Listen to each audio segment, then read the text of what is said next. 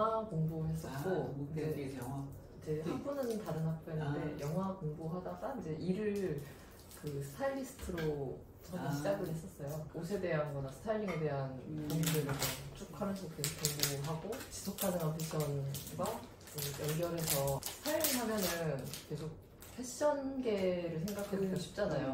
유행에 따라서 옷을 사야 되고 뭐에 맞춰서 뭘 구비를 해야 유행에 되고 첨단을 받는 사람 이런 네. 그리고 뭔가 항상 남보다 더 막 괜찮은 인간인 것처럼 포장을 하는 그런 분위기가 굉장히 스타일리시해야 되니까 그런 게 되게 그런 게 많은데 사실은 굉장히 그 업계 자체가 공허한 업계이고 사람들도 마찬가지고 또 그 산업 자체가 사람들의 욕망을 바탕으로 계속 굴러가는 산업이잖아요. 근데 이제 옷이라는 게 분명히 필요한 거고 우리 삶을 되게 행복하게 해주는 요소이기는 한데 옷에 대해서 옷을 아름답게 입으려고 하고 옷을 사랑하는 건 되게 좋은데 이게 너무 이렇게 극단으로 끌어올려져 가지고 입는 사람은 없어지고 계속 그 옷만 남아서 새로운 옷, 새로운 물건 그거를 계속 사지 않으면 또 내가 뒤처지는 사람이 되는 것 같고 내가 뭔가 아름답지 않거나 멋있는 사람이 아닌 것 같고 이거를 되게 계속 자극을 하면서 이 산업이 굴러가고 있는 거잖아요.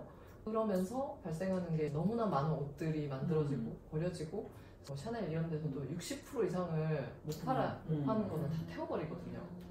할인해서 팔게 하는 것도 아니고 새 옷을 그냥 다 태우는 거예요. 그게 모든 브랜드의 관행인 거고 생산할 때는 엄청나게 지구의 자원과 또 환경을 훼손시키고 또 인권이라던가 이런 것들을 굉장히 많이 훼손하면서 옷들이 생산되고 또 이게 소비되고 폐기되는 과정에서도 너무 많은 해악이랄까 정말 태우기 위해서 생산을 하는 거잖아요.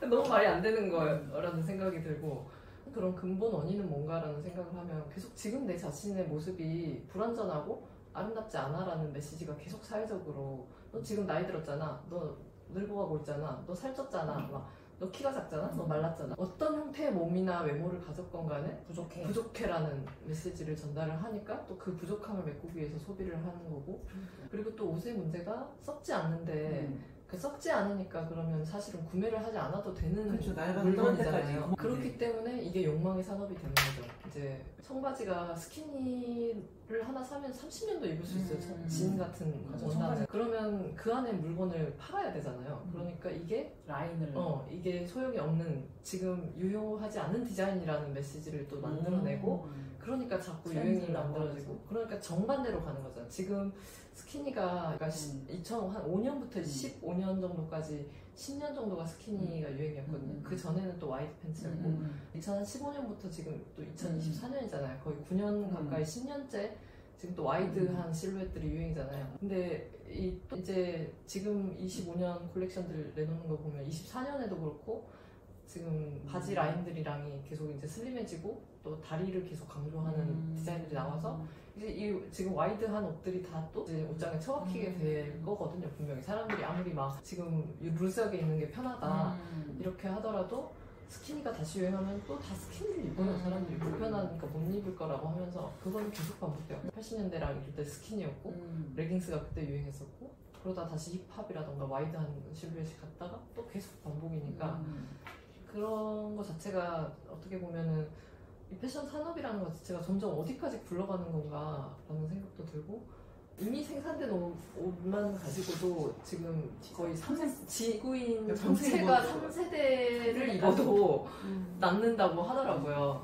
그렇기도 하고 이제 또 더 저기 문제 중에 하나가 성형 산업이라고 저는 생각을 하거든요. 시술이라는 이름으로 더 쉽게 괜찮은 것 얼굴이나 뭐 몸에 이렇게 의학적인 처리를 하는 것들이 미용의 연장선이라는 개념이 벌써 이렇게 자리 잡아 버렸는데 사실은 그게 아니고 성형은 의술이거든요. 안정성이나 인체에 대한 해악이 제대로 검증되지 않은 그런 시술들이고 근데 그 성형외과 의사들 같은 경우에는 오히려 그러니까 피부과 의사들 자기 가족들한테는 안 맞춘다고 엄마한테는 안 해준다 그러고 그게 왜냐하면 균이 있어요. 보툴린스 균이잖아요. 네, 뭐 그 균들이 독성이 있는 건데 독성이 있어서 피부나 근육을 경직시키고 마비시키는 작용을 하는 독인데 이걸 희석하면 근육이 긴장이라던가 이렇게 딱 잡혀지면서 이렇게 주름이 안 생기는 거예요. 근육이 안 움직이는 거죠. 그 보톡스를 맞으면 그 독성에 대한 어떤 검증도 안 돼 있고 로마 사람들이 빨리 죽었다 막 그런 이야기들 중에 하나가 얼굴을 희게 보이게 하는 분을 칠하는데 거기에 납이 들어있었대요. 얼마나 사실은 무시무시한 일이잖아요. 근데 똑같은 일이 지금도 반복되고 있는 거고 맞아. 전족 같은 경우도 발을 기형을 여성을 만들어서. 기형으로 만드는데 그게 아름답다고 하는데 또 다 그걸 하고 있었던 거잖아요. 걷지도 못하면서. 근데 지금도 같은 거라는 거죠. 가슴 성형이라던가. 정말 인간의 몸, 특히 여성의 몸을 정말 성적인 대상으로만 생각할 때 나올 수 있는 발상인 거잖아요. 그러니까 기능적으로 뭐 가슴이 작건 크건 살아가는 데는 아무 문제가 없는데 정말 순수하게 남성들의 시선을 위해서 그 성형 수술이 만들어졌다는 건데 얼마나 몸에 큰 위험을 지게 하는 수술인지에 대한 그런 인식 자체가 없고 또 그런 것들에 대해서 알려지지도 않고 대부분의 경우에는 내 삶의 중심이라던가 내 자신에 대한 확고한 확신이 없을 때는 타인의 시선, 타인의 평가에 안 흔들리기가 힘들잖아요. 특히 어린 세대일수록 어린 여성들일수록 그런 한마디 한마디가 자기의 어떤 자존감과 정체성을 결정짓는 성장기에는 특히나 너무 우리나라 이게 극단화되어 있는 거죠. 인형 같은 아이돌들이 TV에 똑같은 나이에 열 몇 살 애들이 나오고 있는데 그런 애들을 보다가 거울을 보면은 애들이 자기를 대해서 어떻게 생각을 할까 그런 생각이 들고 그 애들이 그 몸과 그 외모를 유지하기 위해 희생해야 하는 것들에 대해서는 전혀 알려지지 않았잖아요. 얼마나 잘못된 몸에 대한 태도인지에 대해서 인식 자체를 할 수가 없는 거죠. 아, 쟤는 진짜 완벽하게 예쁘구나, 머리숱도 풍성하구나. 그 산업 자체가 또 굉장히 폭력적인 산업이고 그 영화 산업 같은 경우에도 보면은 어린 여배우들 데려다 놓고 처음에는 노출신이라는 이야기 없다가 촬영장에서 이제 말해버리면은 너가 이거 안 하면 이거 다 지금 물릴 거야? 이런 식으로 나오면은 강압적으로 할 수밖에 없고 엔터테인먼트 산업에 임하는 사람들이 모른 채로 겉모습만 보고 아, 저 모습을 따라야겠다. 그리고 지금 내 충분한 삶에 대해서 충분하지 않다고 느끼게 만드는 게 그런 산업들이잖아요. 그래서 이런 뷰티 스타일링 이런 것을 남들이 다 하는 걸 따라가기 급급한 어떤 장르로 보는 게 아니라 좀 더 나를 더 깊이 이해하고 또 내 삶을 되게 행복하게 해주고 또 나를 뭔가 든든하게 지지해주는 그런 도구로서 활용할 수 있으면 좋겠다라는 생각을 하면서 좀 제가 오랫동안 이런 것들에 대한 고민을 하고 강의를 하거나 프로젝트를 하고 이랬던 것 같거든요. 옷이라는 게 의식주잖아요. 우리가 문명을 이루고 있는 이상 옷을 안 입고 살 수는 없는 건데 그만큼 또 중요하다는 건데 그것에 대해서 우리가 진지하게 생각해 본 적이 있나 내 삶을 향상시키는 도구를 더 쓸 수 있다면 얼마나 우리 삶이 더 풍요로워질까. 이게 단지 나를 소모하는 도구가 아니라 거울 보면서 막 난 이것도 마음에 안 들고 이것도 마음에 안 들고 살은 여기를 더 빼야 될 것 같고 여기 운동해야 될 것 같고 이런 생각들을 늘 하게 되는데 그런 생각이 아니라 나 굉장히 근사한 것 같아 라는 그런 기분. 이 옷 입었을 때 나도 되게 괜찮은 것 같지 않아? 그런 이야기를 스스로한테 좀 해줄 수 있다면 내 자신도 충분히 아름답고 또 이미 옷도 충분히 갖고 있다라는 그런 인식을 우리가 가질 수 있다면 훨씬 더 세상도 깨끗하고 아름다워지고 자기 자신도 굉장히 건강하고 아름다워진 상태가 되지 않을까 그런 생각을 하고 있습니다. 또 한 가지가 옷이라는 게 그냥 사람들이 이제 패션이나 옷이 나를 표현하는 도구다 이런 말들을 많이 하시잖아요. 이제 더 이상 옷은 몸을 가리는 용도가 아니라 자기를 표현하는 도구다라고 하는데 그렇다면 나를 표현하기 전에 내가 누군지를 알아야 될 거잖아요. 내가 누군지를 아는 그 과정은 건너뛰고 사실 그 나라는 존재에 대한 인식들을 갖지 못하고 남들이 이렇게 인플루언서가 누가 입었다네? 요새 이게 유행이라네? 이 브랜드 안 입으면 요새 힙한 거 아니다. 이런 류의 여론들이 형성이 되면서 표현을 하는데 나는 없고 그냥 어쨌건 표현만 있는 거. 그게 되게 모순되는 상황인 것 같아요. 각자가 나는 꾸미고 나를 표현한다고 하는데 결과적으로는 다 같은 모습이고 내가 옷을 입는 게 아니라 브랜드를 그냥 걸치는 느낌. 물건을 소비해서 내가 소비의 장이 되는 게 몸이 돼버렸잖아요. 그런 게 아니라 정말 자기를 알고 옷을 입고 자기의 취향이나 자기 자신의 장단점이나 이런 것들을 잘 알고 표현하시는 분들은 옷이 안 보이고 사람 먼저 촥 보이거든요. 몸매가 뭐 뚱뚱하건 말랐건 키가 크건 작건 뭐 피부색이 어떻건 뭐 이런 것과 상관없이 많은 사람이 있는데 그 사람만 보여요. 저는 그런 경험을 되게 많이 봤거든요. 이제 소수지만 가끔 가다 이렇게 거리에서 자기의 고유한 바이브를 가지신 분들이 있으면 이렇게 드러내고 막 나 이런 사람이야 이렇게 표현은 하지 않아도 그 사람을 한번 보고 나면은 거기만 보이는 효과가 있어요. 에너지의 중심점이 굉장히 크니까 흡입하는 매력이 있는 거죠. 그런 사람들을 봤을 때 옷을 뭐 특별히 막 좋은 브랜드를 입었다거나 막 새 상품 막 브랜드가 보이는 옷들은 대부분 상품이 새 거다라는 느낌이 막 나오잖아요. 이 사람이 오래 사용했다라는 느낌이 아니라 그런 분들 같은 경우에는 정말 이 물건을 아꼈고 오래오래 좋아하면서 사용했고 그 낡은 듯한 그 시간감과 그런 것들이 전체적으로 어우러지면서 옷만 보이는 거, 뭐 몸매만 보이는 거 이런 게 아니라 그냥 그 사람 하나 자체가 어떤 예술 작품, 그 미술품 그 전체로서 아름다움이 이렇게 탁 다가오는 느낌이 들거든요. 그런 걸 봤을 때 누구나 외모의 완벽성 막 이런 것과 상관없이 자기를 알고 자기를 소중하게 이렇게 받아들여주고 또 내가 좋아하는 것들을 자연스럽게 표현을 하다 보면 정말 스타일리시하다라고 할 수 있는 그런 상태가 될 수 있는데 대부분은 폐완얼 이런 말들 있잖아요. 결국 얼굴이 다 한다. 죽고 다시 태어나야 된다. 몸매로 입는 거라는 식으로 이거는 뭐 공유가 입었으니까 괜찮은 거지. 뭐 이건 장원영이 입었으니까 예쁜 거지. 이런 식의 말들이 너무 농담처럼 만연해 있는데 그런 거 자체가 육체라는 게 완벽하지 않으면 스타일리시 할 수 없다. 아름다울 수 없다. 이런 전제를 깔고 가는 개념이라서 굉장히 위험한 것 같거든요. 우리 안에서는 정말 극단적으로 말라야만 그게 예쁜 몸이라고 생각하고 조금만 살이 쪄도 뭔가 문제 있다라고 느끼게 되는 게 있잖아요. 그것도 또한 잘못된 거고 체격이라는 게 사람마다 다 다른데 그것들을 우리가 좀 더 굉장히 힘든 작업이긴 하지만 지금에 있는 몸 자체를 받아들이는 것도 그런 어떤 정말 스타일리시하고 아름다운 상태로 가는 가장 토대가 되는 작업인데 그런 것들도 같이 이야기를 나누면서 이제 내 몸에 대한 인식 또 내 몸에서 내가 사랑할 수 있는 부분들 이런 것들도 찾아내보고 서로 발견을 해주고 이런 작업들도 같이 할 것 같습니다. 그래서 그런 어떤 과정이 있어야만 또 뭔가 더 자신감 있게 내 몸에 맞는 옷을 선택할 수 있고 또 장점을 아는 동시에 단점은 사실 너무 많이 알아요 사람들이. 그러니까 막 안 찾아도 되죠. 이미 너무 많이 알아. 지금 잠깐 시간을 줄 테니까 너희들이 가진 내가 좋아할 수 있는 부분이 뭔지 이런 것들을 한번 생각을 해보고 그거를 적어보자 이런 과정을 제일 처음에 하는데 이제 항상 그때 하는 이야기가 여러분들이 다 단점에 대해서 너무 잘한다.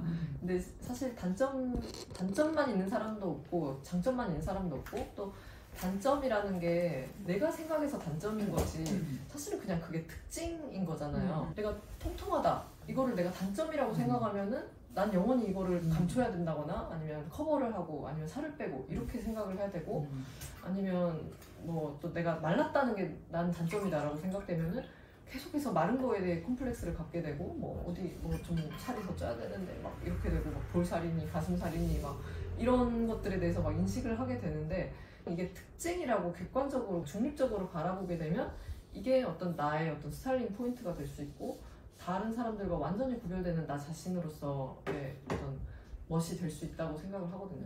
그래서 저 같은 경우도 제 머리가 지금 사실은 이거 염색을 안 해서 지금 이런 회색 머리인데 원래 자연스러운 그 흰머리예요? 네, 제 머리예요. 근데 대부분 이렇게 말씀을 해주셔서 저도 너무 감사한데 네. 아 진짜 부러운데요? 근데 저는 되게 이게 유전적으로 이제 20대 초반부터 흰머리가 나기 시작을 해서 그때 큰 고민이었겠네. 계속 저는 그냥 염색을 했어요. 그냥 한 15년 이상 염색을 하고 살았어요.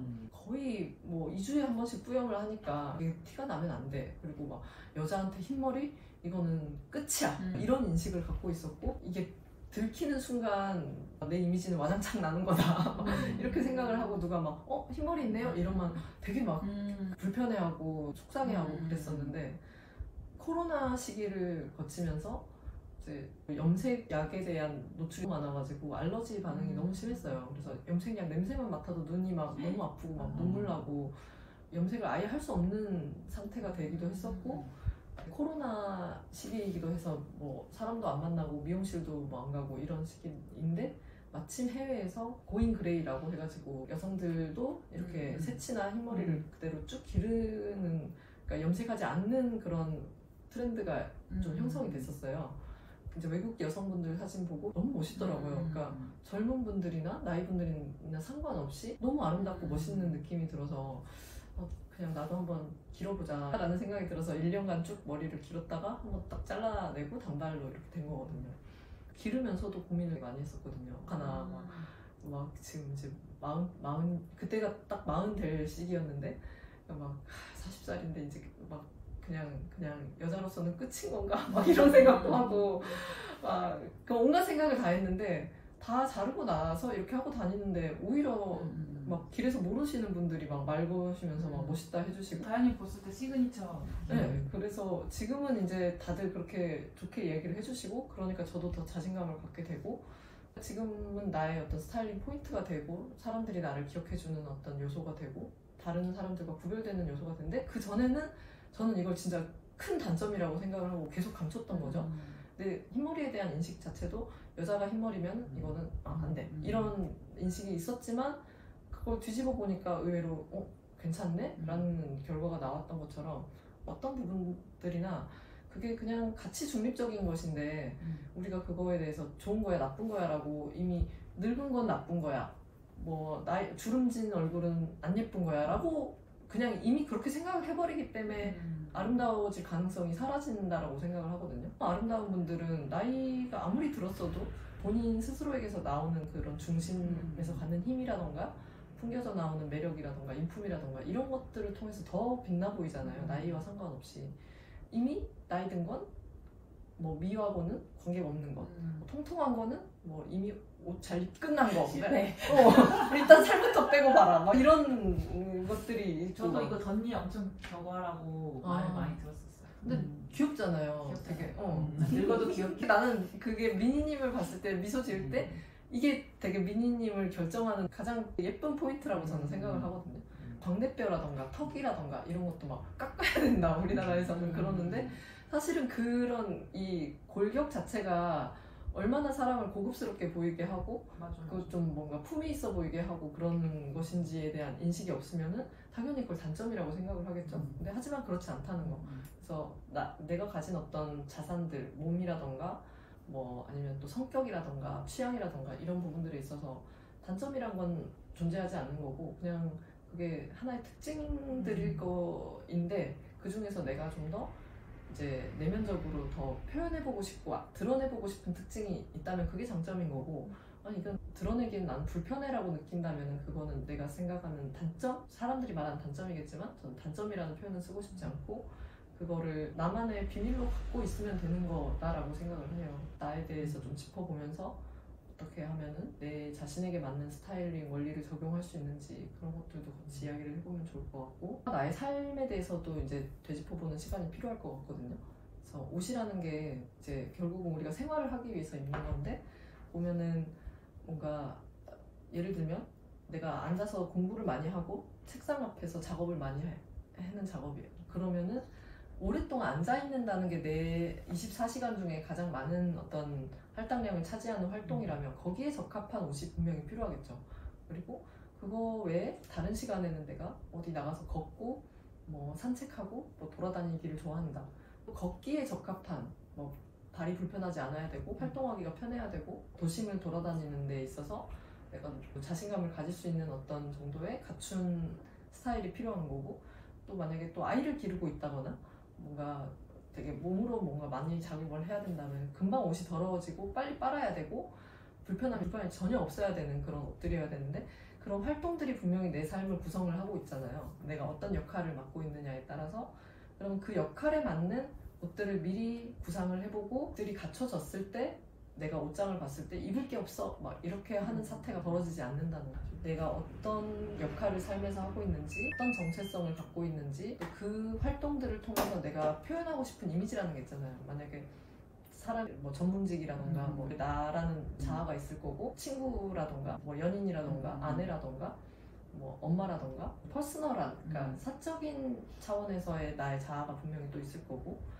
그거 외에도 나 자신이 하는 어떤 다른 활동들 글을 쓴다거나 뭐 작가를 준비를 한다거나 그런 활동들을 할 때 혼자 앉아서 글을 쓰는 거지만 파자마나 추리닝 입고 이렇게 늘어져가지고 그냥 집에서 이렇게 쓰는 거랑 내 자신도 내가 나의 작품을 쓰는, 나의 글을 쓰는 작가다라는 인식을 줄 수 있는 옷을 입고 글을 쓰는 거랑은 또 느낌이 다를 거란 말이죠.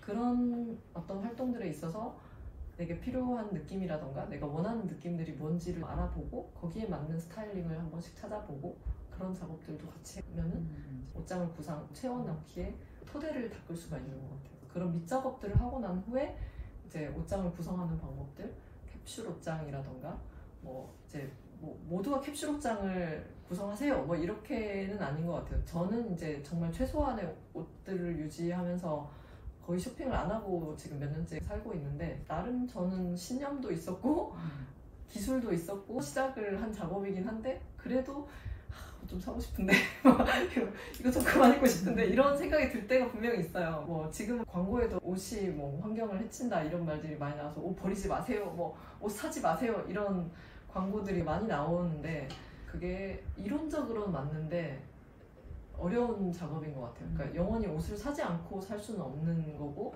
또 새 옷이 분명히 필요한 시점도 있고 내 자신이 달라지거나 내 환경이나 삶이 달라지면 다른 옷들이 분명히 들어와야 되는 거거든요, 인생에서. 이제 그 주기가 충동적으로 너무 스트레스 받았으니까 가서 좀 질러야겠어 뭘 산다거나 아니면 저 예뻐 보이는데 하면서 막 그냥 사고 택도 안 떼놓고 그냥 옷장에 집어넣는 분들이 되게 많아요. 그 상태로 계속 갖고 있고 그런 어떤 충동적인 어떤 소비나 그런 파괴적인 행위를 하지 않자는 차원에서 우리가 옷을 좀 더 이렇게 좀 의식적으로 소비를 하고 쇼핑을 할 때도 미리 생각을 하자 이런 거지.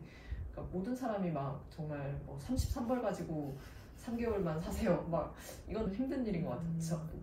제가 거의 그 정도 수준까지도 했었는데 333 프로젝트라는 게 있어요. 외국에서 시작된 건데 33벌의 옷으로 3개월을 사는 거. 그러니까 계절이 바뀌는 게 한 3개월 다니니까 그 계절을 감안해서 이제 한 계절에 33벌 정도인데 33벌이라는 게 신발, 액세서리, 가방 이런 거 다 포함해서요. 그러니까 옷의 수가 되게 적어지는 거죠. 일상을 살면서는 그게 조금 어려울 수가 있잖아요. 우리가 한 모습으로만 계속 존재할 수가 없는 거. 같은 옷을 여러 번 입는 것 자체가 그렇게 부끄러운 일이 아닌데 우리는 같은 옷 한 번 더 입으면 뭔가 이상하게 보고 막 집에 안 들어갔냐는 이런 이야기가 나오고 이 사람이 뭘 입고 오건 그 상관없는 건데 우리나라뿐만 아니라 이 동아시아권에서는 특히나 굉장히 그런 타인의 외모, 옷차림 이런 것들에 대해서 지적질도 많고 또 그 사람들이 내재적으로 검열하는 게 스스로가 생긴 거잖아요. 그러니까 캡슐이라는 게 이게 되게 작은 거잖아요.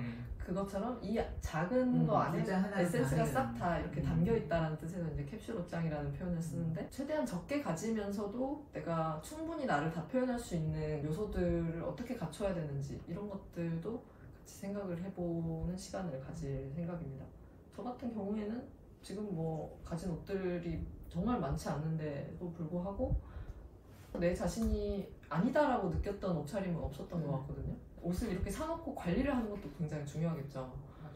좋은 옷을 샀고 마음에 드는 옷을 샀는데 자주 입는데 자주 입을수록 이게 옷이 계속 마모가 되는데 어떻게 하면 수명을 좀 더 늘릴 수 있는지 입는 방법이라던가 세탁 방법이라던가 이런 거에 따라서 또 옷의 수명이 현저하게 길어질 수 있거든요. 이 셔츠가 10년, 내년 되면 딱 10년 되는 셔츠인데 너무 깨끗해. 근데 정말 즐겨 입거든요. 제가 제일 좋아하는 옷 중에 하나여서 이 무늬 자체가 뻔하지 않는 느낌을 주는 게 이거가 헐크거든요. 마블 에디션으로 나온 건데 그냥 그런 요소도 되게 재밌고 맞아. 제가 영화나 이런 것도 좋아하니까 이게 그냥 똑같은 화이트 셔츠보다 저답다라고 좀 느껴지는 거예요. 이 옷을 입었을 때 또 기분이 좋은 이유가 오늘도 생각을 해봤는데 단추를 채웠을 때 이 단추 위치가 정확하게 너무 노출이 되지도 않고 너무 답답하지도 않은 위치에 딱 있는 거예요. 이거 남성복 브랜드에서 샀어요. 남성복 쪽에서 찾으면 또 재밌는 옷들이 많이 있거든요. 이 단추 위치도 그렇고 소재도 그렇고 면 100%이고 두께감이나 이런 것들도 정말 제가 즐겨 입고 좋아하는 그 요소들이 다 조합이 돼 있어서 너무너무 좋아하거든요. 그래서 최대한 아껴 입으려고 노력을 하고 있고 손질하는데도 많은 공을 들이는데 앞으로도 한 10년은 더 입을 수 있을 것 같거든요. 그러니까 어떻게 관리하느냐에 따라서 옷들은 또 어떻게 입느냐에 따라서 수명이 굉장히 길어질 수 있는데 그 방법들도 같이 좀 이야기를 나누고 아이디어를 함께 얻어가면 좋은 옷들을 오래오래 사랑하면서 입지 않을까 그런 생각도 듭니다. 그래서 그런 수선법, 대단히 큰 수선을 하는 게 아니라 입다가 이제 질린 옷이 있었을 때 작은 터치 하나로 이렇게 마법처럼 착 이렇게 변화하는 그런 스타일의 어떤 업사이클링.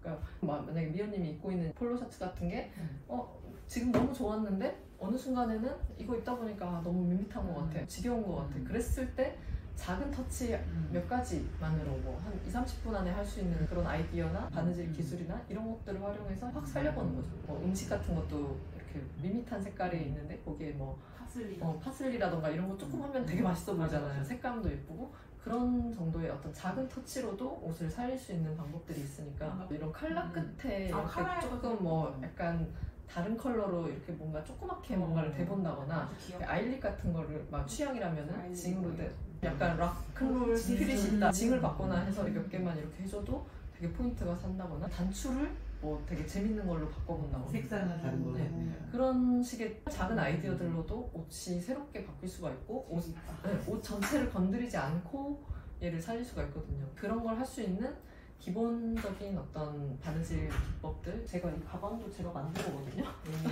전체를 다 만든 건데 지퍼까지 이렇게 하고 안감도 이렇게 이 주머니도 보면은 제 핸드폰하고 지갑 사이즈에 맞춰서 제가 세팅을 해서 딱 그냥 이렇게 집어넣으면은 얘가 이렇게 빠져나오지 않고 여기에 딱 들어가 있고 또 이쪽에도 주머니가 있는데 나 주머니 만든 거 너무 좋아. 가방이 클수록 뭔가 자잘한 소품들이나 뭐 립밤이나 막 이런 것들은 막 돌아다니잖아요. 그래서 파우치 대신에 이제 자주자주 꺼내 쓰는 것들은 여기에서 하고 이제 파우치도 이거 하고 원단이 남아서 파우치도 만들고 이제 지퍼도 어디 달려있던 거 띄어가지고 한 거인데 이런 식으로 만들 수가 있거든요. 이거를 하는데 대단히 큰 바느질 기법이 필요한 게 아니라 제가 쓰는 거는 3가지밖에 없거든요.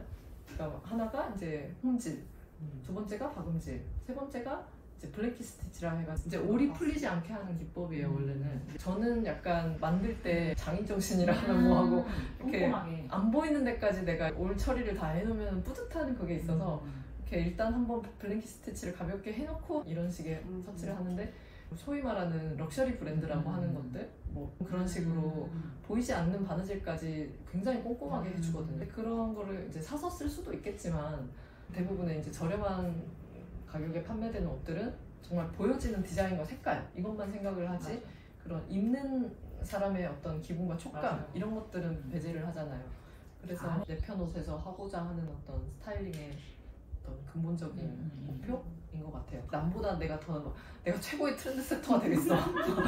나 리사처럼 될 거야. 뭐 제니, 이게 내 목표입니다. 이러면은 뭐 다른 데 가시는 게 맞고 그런 게 아니라 정말 나답게 옷을 입고 싶고 내 진짜 모습에 좀 더 뭔가 만족스러운 느낌? 나라서 되게 좋다. 이런 그런 뭔가 편안한 기분. 나 자신을 온전히 존재한다는 그런 기쁨이라는 게 있잖아요. 내가 누구를 만나고 어떤 상황에 있건 간에 이때마다 막 가짜의 나의 모습을 연기하는 게 아니라 항상 그 지금의 자연스러운 내 모습으로 있는데 그게 굉장히 뭔가 편안하고 멋있고 남들이 보기에도 좋고 이런 상태가 됐으면 하는 게 이제 제가 계속해서 추구해오는 어떤 스타일링의 철학인 것 같고 굉장히 많은 시간 고민을 하고 좀 연구를 했는데 좀 더 이제는 더 많은 분들하고 하나하나 차근차근 좀 나눌 생각이라서